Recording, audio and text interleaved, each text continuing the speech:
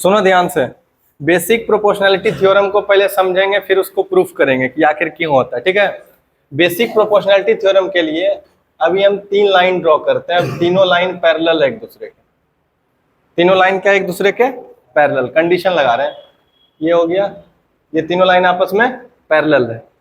और अगर कोई दो लाइन उसको इंटरसेक्ट कर रहा है, इस तरह से कर रहा है ना इंटरसेक्ट, तो जब इंटरसेक्ट करेगा तो यहाँ पे इंटरसेप्ट बनता है। क्या बनता है? इंटरसेप्ट।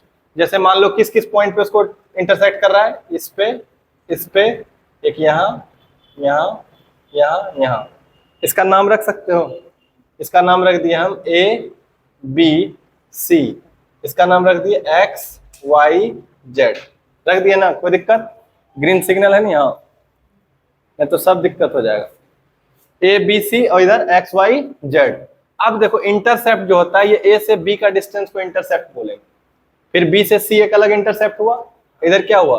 एक्स से वाई का इंटरसेप्ट और वाई से जेड का intercept.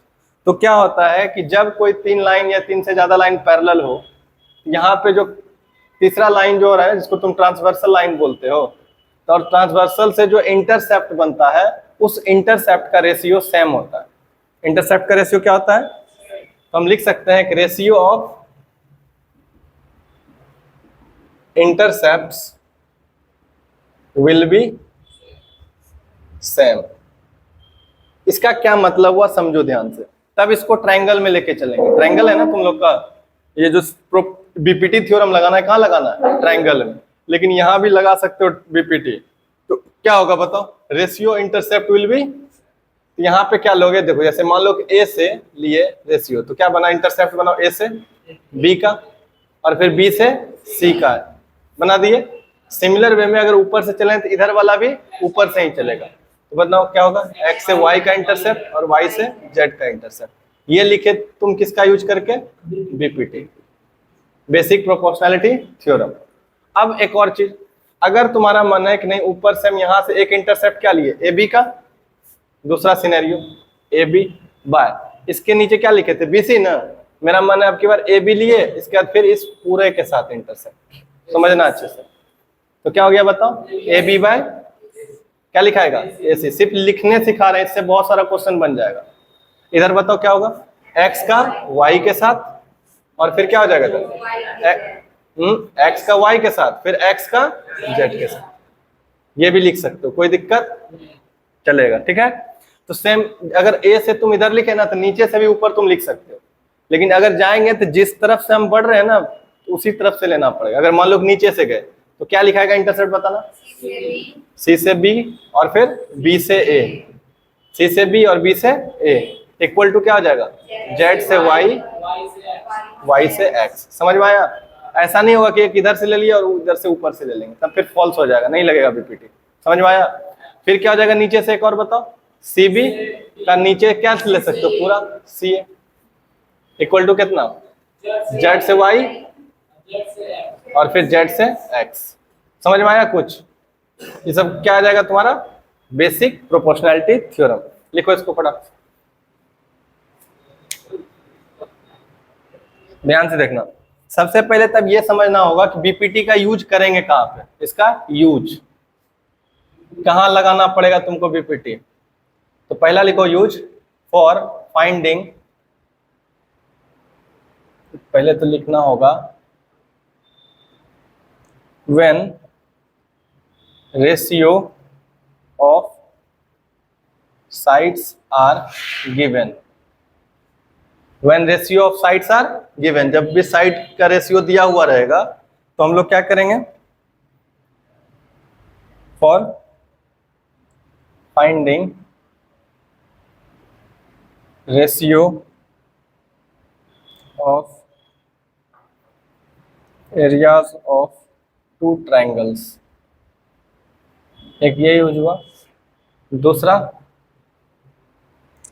When areas of two triangles are given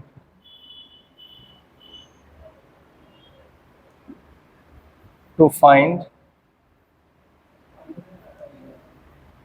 ratio of sides. क्या बोले कि देखो जब भी ट्रायंगल में इसको यूज लगाना होगा ना बीपीटी, कब लगाएंगे बीपीटी? देखो जब रेशियो दिया हुआ रहेगा किसका, साइड्स का। किसी भी ट्रायंगल में साइड का रेशियो गिवन है, दिया हुआ रेशियो के टर्म में, तो हमको क्या निकालना पड़ेगा? For finding ratio of areas of two triangles. तो दो ट्रायंगल का जो एरिया का रेशियो होगा ना वो आराम से निकाल सकते हैं बाय यूजिंग बीपीटी। समझ में आया? फिर दूसरा क्या बोला? When areas of two triangles are given, जब दो ट्रायंगल का एरिया गिवन हो हम उससे बता सकते हैं क्या? Ratio of sides. Ratio of side समझ रहे हो ना, उसका मतलब क्या होता है? उस दोनों ट्रायंगल में रेशियो क्या होगा, मतलब कंपैरिजन करके बता सकते हैं कि साइड में क्या रिलेशन होगा दोनों के बीच। समझ में आया बेसिकली कहाँ यूज होगा? चलो लिख लो इसको। अब हम लोग आएंगे ट्रायंगल्स पे, फटाफट लिखो। चलो देखो अब बीपीटी थ्योरम है क्या, पहले इसको समझ लो। थ्योरम लिखते हैं फिर इसको एक्सप्लेन करेंगे, लिखो साथ में। चलो थ्योरम क्या है? BPT basic proportionality theorem. इसी को थेल्स थ्योरम भी बोला जाता है। इसी का दूसरा नाम क्या है? Thales theorem. नाम सही लग रहा है ना? ये थ्योरम कौन दिया होगा? थेल्स नाम का कोई प्राणी दिया होगा। तो क्या दिया है और क्या बात बोला है, लिखो। थ्योरम है BPT, if a line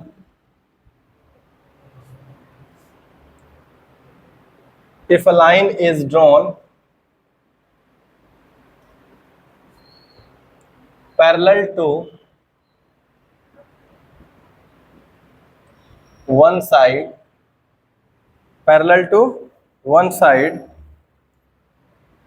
of a triangle, if a line is drawn parallel to one side of a triangle intersecting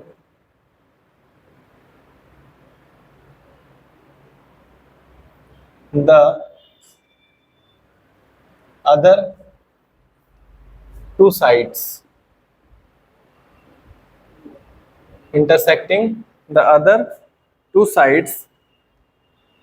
then it divides the two sides in the same ratio,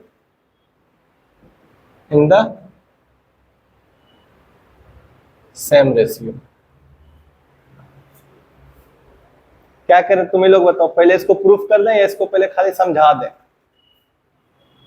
पहले समझा दें, question भी करा देते हैं, last में इसको proof कराएंगे, तब ज्यादा क्लियरिटी के साथ और समझ में आएगा।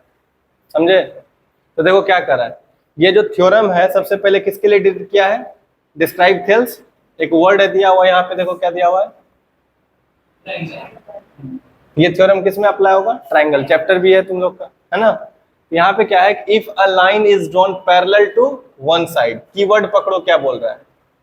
पैरेलल टू, कोई ट्रायंगल है उसमें एक साइड के पैरेलल कोई लाइन ड्रॉ करते हैं, कर दिए तो क्या होता है? Intersecting the other two sides. तो करेगा ही करेगा, नहीं करेगा? जैसे एक केस बनाते हैं, इसका समझाते हैं। इसका मतलब मान लो कि एक ट्रायंगल ये है ए बी सी, हो गया। अब इसमें समझना, तीन साइड है तो तीन सिचुएशन बन सकता है। क्या कहने का मतलब हुआ कि जो पैरेलल लाइन होगा वो तीनों साइड के कोरस्पॉन्डिंग हो सकता है कि नहीं हो सकता? नहीं हो सकता है। तो ये तीनों केस को समझो पहले। ये क्या है? A B C, same triangle को तीन केस में समझेंगे। क्या इसके अलावा कोई और पॉसिबिलिटी है क्या? क्वेश्चन बनाइयो नहीं पाएगा एग्जामिनर, कहीं से सेट ही नहीं कर पाएगा, क्योंकि इसके अलावा कोई पॉसिबिलिटी है ही नहीं। अब देखो क्या करे ध्यान से कि if a line is drawn parallel to one side, मतलब कोई एक साइड के पैरेलल है, कोई एक साइड के। अगर इसमें तुम पकड़ते हो किसको? बीसी को। बीसी एक लाइन है, इसके पैरेलल एक ड्रॉ करना है, इसके पैरेलल एक ड्रॉ कर दिए। तो जो पैरेलल ड्रॉ किए लाइन वो क्या कर रहा है कि जो नॉन पैरेलल साइड्स है उसको दो पॉइंट पे कट कर रहा है कि नहीं कट रहा? बताओ। ये तो इसके पैरेलल ड्रॉ किए तो नॉन पैरेलल ये दोनों हो गया, ये दोनों को क्या कर रहा है? दो अदर पॉइंट पे कट कर रहा है कि नहीं कर रहा है? समझ में आया? कोई दिक्कत? तो क्या कर रहा है, divides the two sides in the same ratio, और वहां से फिर जो दो रेशियो बनता है साइड का, वो रेशियो सेम हो जाता है। जैसे मान लो कि इसका नाम क्या रख दिया, डी और ई, बन गया ना दो अदर। तो यहाँ पे हम बोले थे कि जब भी तुमको कोई एक थर्ड साइड के पैरेलल कोई भी दे देगा, तो जो नॉन पैरेलल साइड होगा वो जहां पे मीट करेगा वहां से लेके क्वेश्चन को अटेम्प्ट करोगे, ज्यादा आसान हो जाएगा ना। बीपीटी कहां से लगाएंगे, पहले देखेंगे कि नॉन पैरेलल साइड्स कहां मीट कर रहा है। देखो तो कहां मीट कर रहा है, ए पॉइंट पे, तो इसको पकड़ेंगे और क्या यहां से रेशियो लिखेंगे। तो इस साइड के लिए रेशियो क्या लिख सकते हो बताओ, ए डी बाय कितना, डी बी इक्वल टू, बात समझ में आया कुछ, कैसे लगाना ट्रायंगल में। इसके पीछे कुछ लॉजिक है जो कि बता रहे हैं तुमको, ये बहुत गेम चेंजर काम करता है ज्योमेट्री में, जो अभी तुमको बताए। क्या बोले, नॉन पैरेलल है, उसका जहां पे कॉमन पॉइंट होगा वहीं से लेके चलोगे तो कंफ्यूजन नहीं होगा। बात समझ में आया, तो ये हो गया क्लियर। और इसमें और भी तरीके बताए हैं ना, नहीं बताया इसको लिखने का, क्या लिख सकते हो, A D by A B, और फिर क्या हो जाएगा, ए ई बाय, हो सकता है ना, ये ब्रेन में रखना है अपना, नीचे से भी करोगे तो हो सकता है, नहीं हो सकता है, B D by D A, फिर C E by E A, और B D by B A, C E by C A, हो सकता है, जो जरूरत पड़ेगा अप्लाई कर पाओगे, कोई दिक्कत। तो ये कर रहा है कौन, थ्योरम, ये ना कहना चाह रहा है कि सेम रेशियो में होता है। अब मान लो कि तुम बीसी के पैरेलल तो एक बार चेक कर दिए, अब की बार बीसी कर दिया ना, अब की बार करे किसके पैरेलल, एसी के पैरेलल। तो एसी है ले लिए, इसके पैरेलल एक लाइन ड्रॉ करना है, तो इस बार नॉन पैरेलल साइड कौन कौन सा बन जाएगा बताओ, बी ए और बी सी, ये दोनों होगा नॉन पैरेलल साइड। इसको कट कर दो किस पे, डी पे और ई पॉइंट पे, कट कर दिए।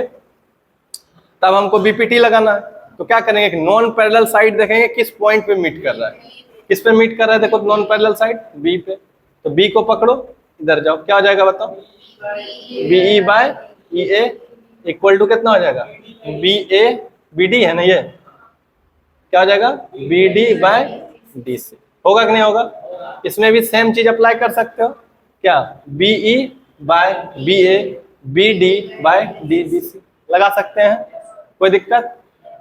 अब इसमें एक और तीसरा केस क्या हो सकता है, इसके पैरेलल भी ड्रॉ कर लिए, इसके पैरेलल भी ड्रॉ कर लिए, अब एक किसका, ए बी के भी पैरेलल ना दे सकता है।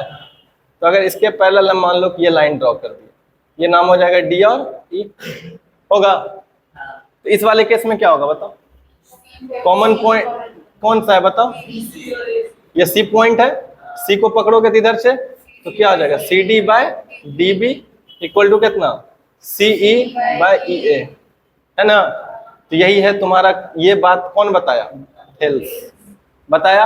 लेकिन इसको करने से पहले तुमको एक कंडीशन दिया ना, कंडीशन क्या दिया कि ट्रायंगल में कोई दो साइड क्या होना चाहिए, पैरेलल होना चाहिए। तो ये कब लगेगा, इफ, ये कब बोलोगे, इफ क्या कंडीशन है, B C is parallel to D, है ना। इसमें भी ये अप्लाई कब होगा, ए सी डी, है कि नहीं है बताओ, तब ना ये रिजल्ट काम करेगा। और इस वाले केस में क्या हो जाएगा, if A B parallel to, समझ गए, काहे वैसे देखो हम ये बोलना चाह रहे थे अभी तुमको, इसका उल्टा हो जाएगा, अगर पैरेलल था तो हम बोले सेम रेशियो में होगा। ध्यान से सुनो, क्या बोले, कोई ट्रायंगल है, इसमें अगर दो साइड पैरेलल है तो क्या होगा कि इसका रेशियो सेम होगा। और ऐसा कोई ट्रायंगल दे दे जिसका की वाला रेशियो सेम दे दे, हम उल्टा बोल सकते हैं कि ये दोनों पैरेलल होगा, नहीं होगा। बस यही बात है, इसी को क्या बोलते हैं, कन्वर्स। तो दो थ्योरम यही पढ़ना पड़ेगा,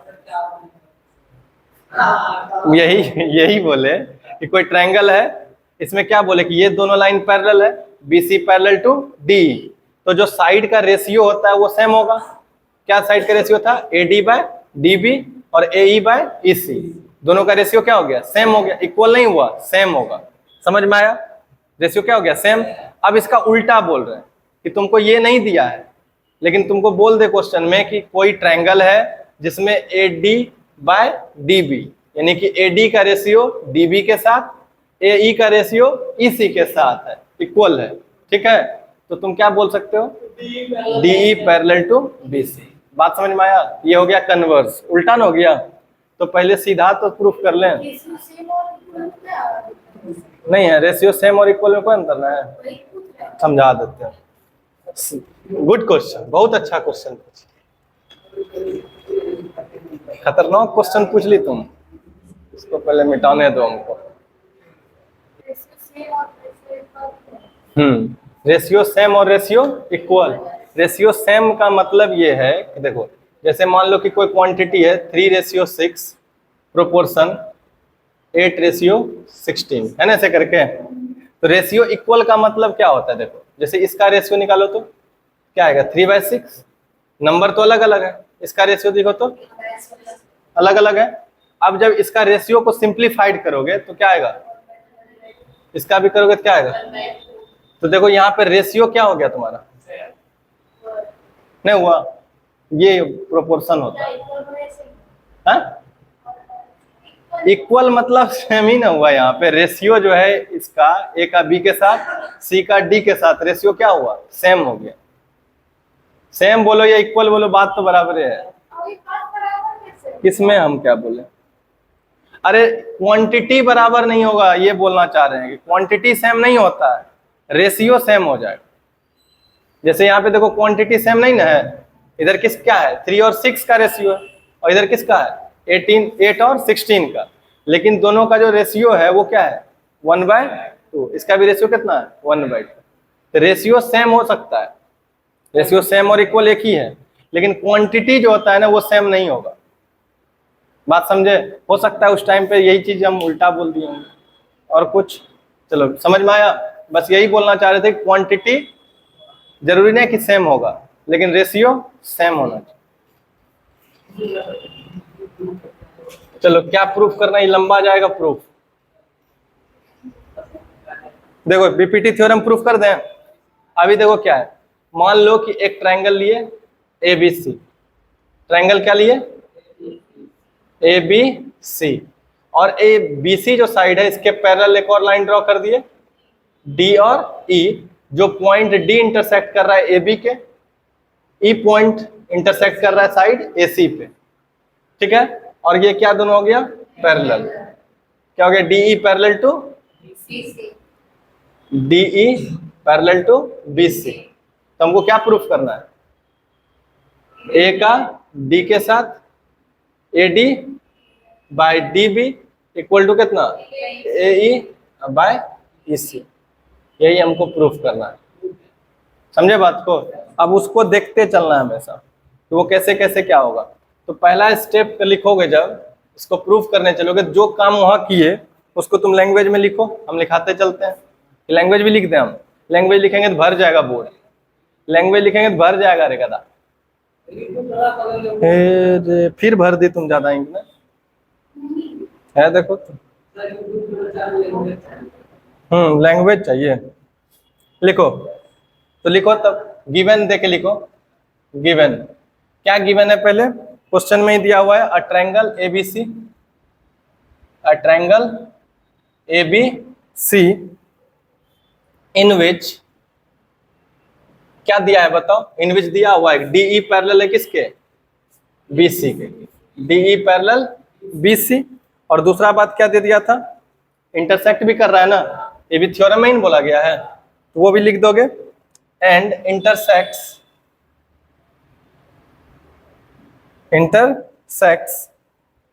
ए B in D and A C in E. समझ में आया, ए बी को इंटरसेक्ट कर रहा है किस पे, डी पे, और ए सी को इंटरसेक्ट कर रहा है किस पे, ई पे। ये क्वेश्चन से गिवन था, तो हमको प्रूफ क्या करना है, टू प्रूफ कि ए का ए डी का रेशियो डी बी के साथ और ए ई बाय ई सी, ये जो दोनों रेशियो होता है वो क्या होना चाहिए, सेम होना चाहिए। ये ना प्रूफ करोगे।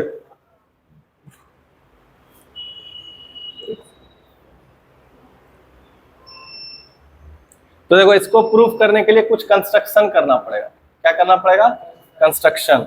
और उस कंस्ट्रक्शन करने से पहले हम चाहते हैं कुछ चीज तुमको पता होना चाहिए। क्या पता होना चाहिए, जैसे कि सपोज कर लो कि अगर तुमको कोई भी, ये कौन सा ट्रायंगल है बताना, पहचान सकते हो ये? क्योंकि ये सब यूज होगा इसको प्रूफ करने में, तो इसलिए पहले ही बता रहे हैं तुमको। बताओ ये कौन सा ट्रायंगल है? स्केलिन ट्रायंगल नहीं है? स्केलिन ट्रायंगल, अगर ये स्केलिन ट्रायंगल है, इसका हमको एरिया निकालना है, तो क्या होगा बताओ? क्या होगा area?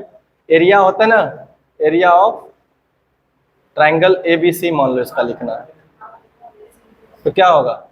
Half into base into height होगा। तो इसमें क्या होगा? हाइट बताओ। बेस क्या हो जाएगा? हाफ, बेस क्या होगा? BC, और हाइट क्या होगा? AB। हो जाओगे गलत, इसलिए अंडरस्टैंडिंग नहीं होता। क्या ये हाइट है? हाइट शॉर्टेस्ट लेंथ में होता है। कौन होगा हाइट?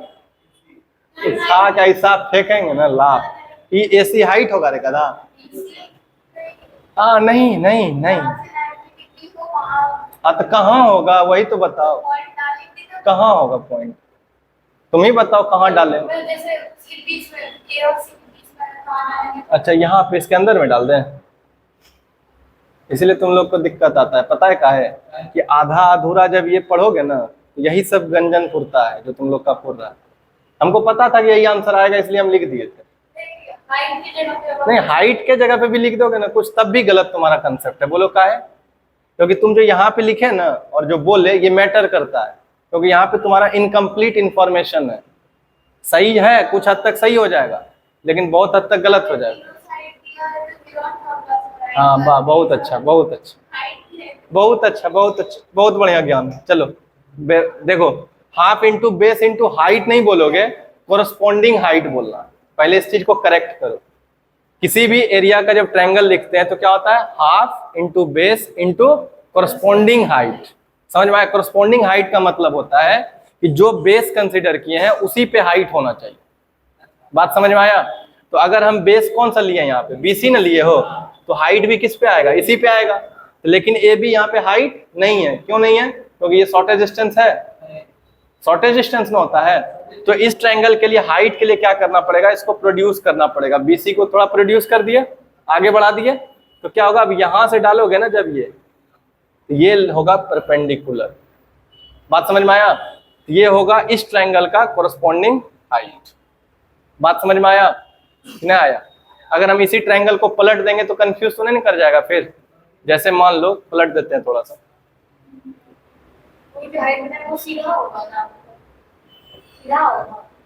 हाँ देखने रहे हो ये? अरे डायग्राम गलत बनने से क्या होगा? लो दिख रहा है सीधा काफी हद तक।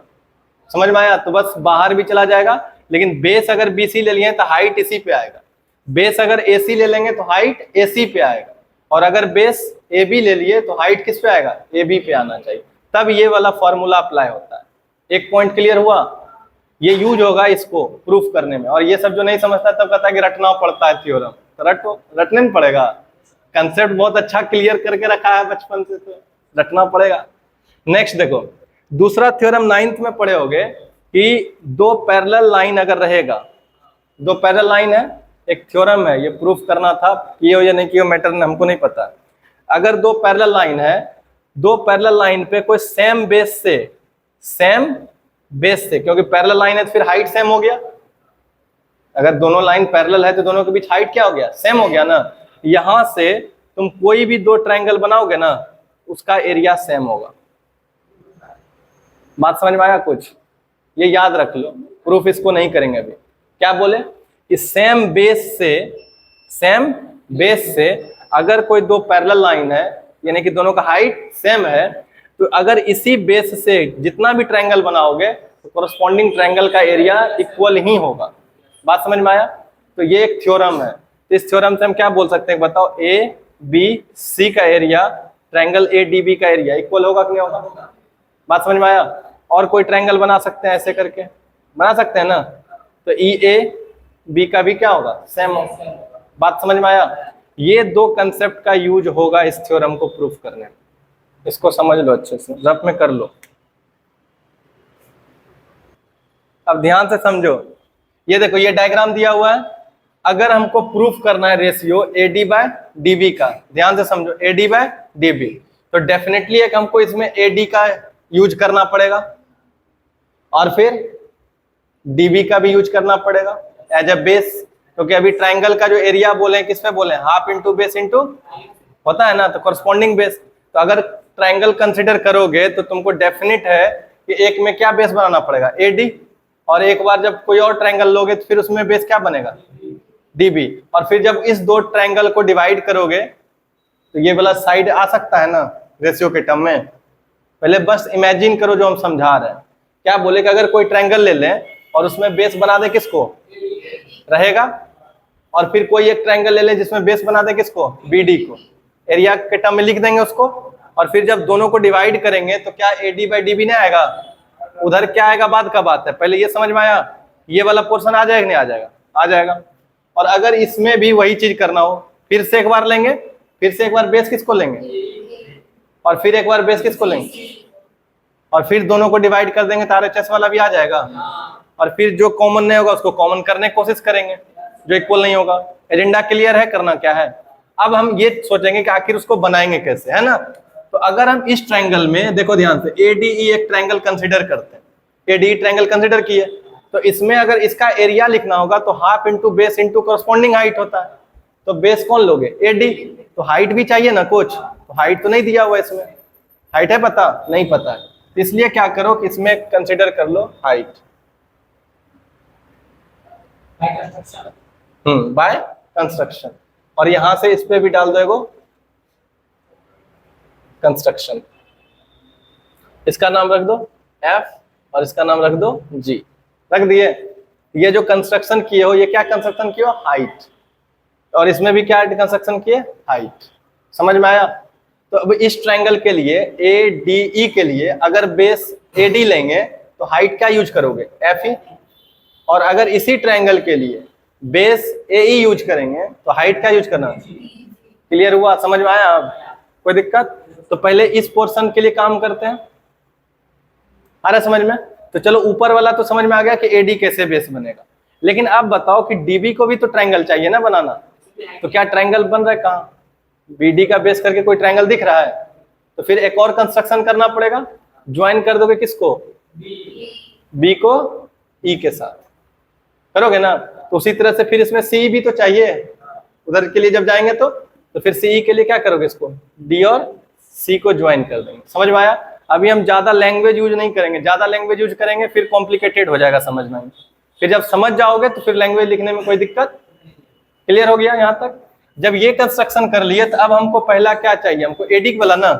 तो चलो पहला किस में लोगे, इन ट्रायंगल ADE लिख लिए।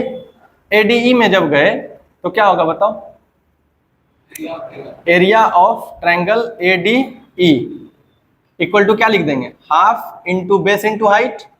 तो बेस क्या लोगे बताओ, AD, हाँ करस्पॉन्डिंग हाइट। हाइट क्या आ जाएगा, EF। होगा या नहीं होगा, अब समझ गए हो ना। रुक गया, ये क्या हिलाई,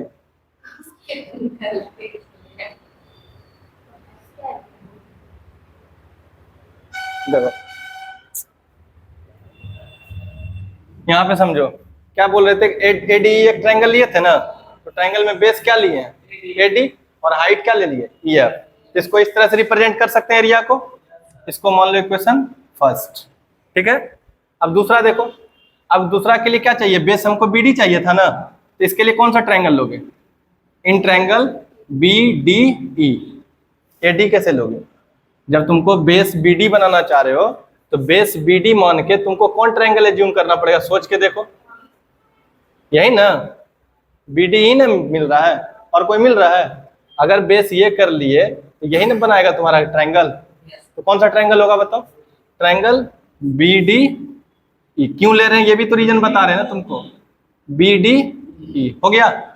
और अगर BDE हो गया तो इसमें भी लिखोगे area of triangle BDE equal to क्या होगा, half into base into height, corresponding height. तो बेस कौन होगा, BD इंटू हाइट क्या होगा। अब ध्यान से सोचो, अब की बार बेस यही है ना, तो क्या ये जो बेस था यही BD को अगर ये प्रोड्यूस करेंगे तो ये आगे बढ़ेगा। और क्या इस पे हाइट यही लेंगे ना, नहीं लेंगे, क्योंकि बेस दोनों का सेम था ना। एडी जो बेस था वही ना बीडी वाला है, प्रोड्यूस करने से बन रहा है, और ये स्केलिंग ट्रायंगल बन रहा है कि नहीं बन रहा है? इस ट्रायंगल को देखो, जो बताए थे सेम वही कहानी बन रहा है कि नहीं बन रहा है? आ गया, यही ना कहानी है, समझ में आया? तो कोई दिक्कत हो गया? क्लियर है? अब ये मान लो क्या होगा, बीडी इंटू हाइट क्या आ जाएगा, EF होगा रे, बोलो ये बात समझ में आया? चलो सेम अब कहानी किसके तरफ लेके चलेंगे, इस सर। तो अब की बार बेस किसको बनाओगे, AE को, तो क्या लिखोगे, इन ट्रायंगल कौन सा, ADE लोगे, है ना? तो क्या लिखोगे, area of triangle ADE equal to half into base, base क्या बनाओगे इस बार, AE को, है AED भी लिख सकते हैं, ADE लिख सकते हैं, कुछ भी लिख सकते हैं, इसमें कोई दिक्कत। हाफ इंटू बेस हो गया, कोरस्पॉन्डिंग हाइट, इसका कोरस्पॉन्डिंग हाइट कौन है, DG। आ रहा है समझ में? इसको मान लो इक्वेशन थर्ड, और फिर मान लो कौन सा, इन ट्रायंगल ADE हो गया ना, कौन बचा, आपकी बार सी बेस पे ना, तो सी जब बेस बनाओगे देखो कुछ ये दिख रहा है, ट्रायंगल नहीं दिख रहा है, कौन, CEB, CEB। तो क्या लिखोगे, area of triangle CEB equal to क्या होगा, हाफ इंटू बेस, बेस क्या होगा, CE इंटू हाइट क्या हो जाएगा, इसी पे हाइट क्या होगा, DG इन होगा, DG। इक्वेशन क्या हो गया 4, यहां तक कोई दिक्कत है? अब 1 और 2 को डिवाइड करोगे तो EF कटेगा कि नहीं कटेगा? तो इधर करो, क्या करेंगे, लिखो equation first divided by second, तो क्या लिखा है बताओ, area of triangle ADE by क्या होगा, area of triangle BDE equal to क्या होगा, ऊपर में half into AD into EF by कितना होगा, half into BD into EF होगा, हाफ हाफ कट जाएगा, EF कट गया, तो क्या बचेगा बताओ, area of triangle ADE by area of triangle BDE equal to क्या हो जाएगा, AD by BD। Equation first हुआ, सॉरी फर्स्ट कैसे हो गया, 4 हो गया, 5 हो गया ना ये, समझे? अब इसमें करोगे तो क्या करोगे बताओ, 3 को डिवाइड कर दोगे किससे, 3 डिवाइडेड बाय 4, तो क्या लिखाएगा बताओ, area of triangle ADE equal to कितना, half into AE into GD। अब बाय इसको डिवाइड करोगे किससे, area of triangle CEB divided by क्या लिखोगे, half into CE into DG, क्या कट जाएगा, कटेगा, तो क्या बचा है इसमें बताओ, area of triangle ADE by area of triangle CEB equal to इधर क्या बचा, AE बाय CE। इक्वेशन कौन हो गया, 6। अब ध्यान से देखो, जो प्रूफ करना था हमको, प्रूफ करना था इधर AD बाई DB, इधर भी आ गया AD बाई DB, इधर है AE बाई EC, यहाँ भी क्या आ गया, AE बाई EC। तो अब ई दोनों को इक्वल अगर करना है, जो हमको रिक्वायर्ड चाहिए, तो हमको ई रेशियो भी सेम करना पड़ेगा, मतलब इधर का जो रेशियो है और इधर का जो रेशियो है, अगर ये दोनों सेम कर पाए तो कोई दिक्कत। अब रेशियो सेम करने गए तो देखे कि ADE का एरियो और नीचे इसमें भी एरिया ऑफ ADE, मतलब दोनों का एरिया सेम है, कोई दिक्कत। अब जब नीचे देखोगे तो यहाँ पे क्या है, BDE, और यहाँ पे कौन है, CEB, ये दोनों एरिया अलग अलग हो गया। लेकिन अगर ये दोनों एरिया सेम हो जाए तो क्या इस दोनों का रेशियो भी सेम हो जाएगा। तब मेरा सारा फोकस कहाँ पे आ गया कि इस दोनों का एरिया सेम करना है। अब इस दोनों एरिया को पहले ध्यान से ऑब्जर्व करो, कहाँ पे है,